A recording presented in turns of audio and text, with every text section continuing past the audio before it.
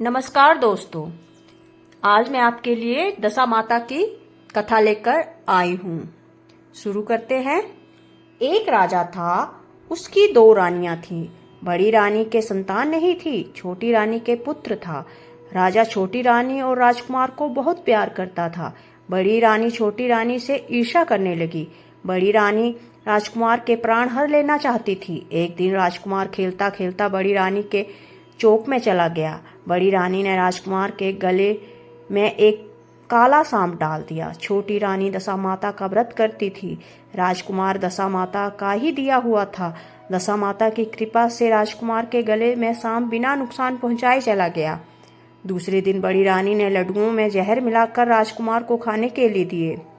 राजकुमार जैसे ही लड्डू खाने लगा तो दशा माता एक दासी का रूप धारण कर आई और राजकुमार के हाथ से लड्डू छीन लिए। बड़ी रानी का यह बार भी खाली गया। रानी को बड़ी चिंता हुई कि किसी भी तरह से राजकुमार को मारना है।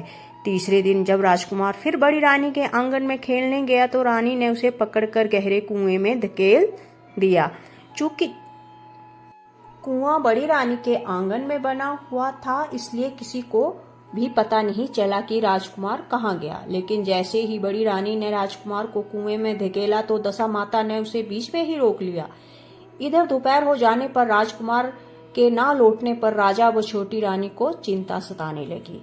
दशा माता को भी इस बात की चिंता हुई राजकुमार को उसके माता पिता के पास किस प्रकार पहुंचाया जाए।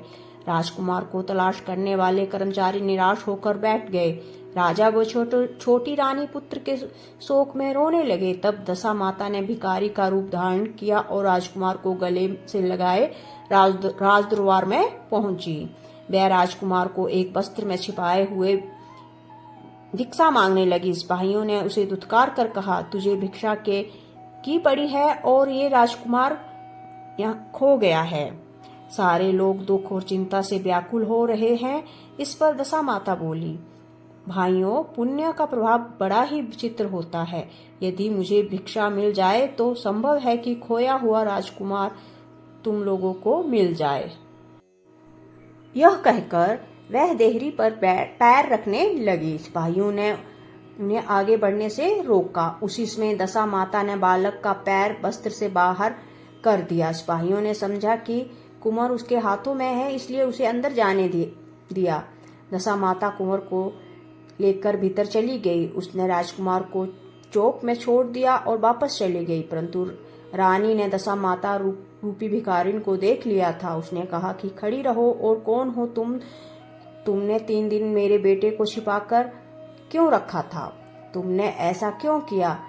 तुम्हें मेरे इस प्रश्न का उत्तर देना होगा। दशा माता उसी समय ठहर गई। उन्होंने बताया कि मैं तुम्हारे पुत्र की चोरी करने वाली नहीं हूँ। मैं तो तुम्हारी आराध्या देवी दशा माता हूँ। मैं तुम्हें सचेत करने आई हूँ कि बड़ी रानी तुमसे ईर्ष्या रखती है। वह तुम्हारे पुत्र के प्राण हर लेना चाहती है। एक बार उसने तुम्हारे पुत्र के गले में काला सांप डाल दिया था, जिसे मैंने भगाया। दूसरी बार उसने इसे विष के लड्डू खाने को दिए थे, जिन्हें मैंने उसके हाथों से छीन लिया था।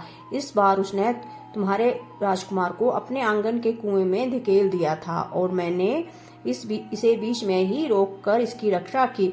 इस समय मैं भिखारिन के वेश में तुम्हें सचेत करने आई हूँ। ये सुनकर छोटी रानी दशा माता के पैरों में गिरकर क्षमा मांगने लगी। छोटी रानी विनीत भाव में बोली, जैसी कृपा आपने मुझ पर दर्शन देकर की है, मैं चाहती हूँ कि आप सदैव इस महल में निवास करें। मुझसे जो सेवा पूजा होगी मैं करूंगी। इस पर दशा माता बोली कि मैं किसी के घर नहीं रहती। जो श्रद्धा पूर्वक मेरा ध्यान स्मरण करता है, मैं उसी के हृदय में निवास करती हूँ। मैंने तुम्हें साक्षात दर्शन दिए हैं, इसलिए तुम सुहागिनों को बुलाकर उन्हें यथाविधि आदर सत्कार के साथ भोजन कराओ और नगर में ढिंढोरा पिटा दो कि सभी लोग मेरा डोरा लें और व्रत करें।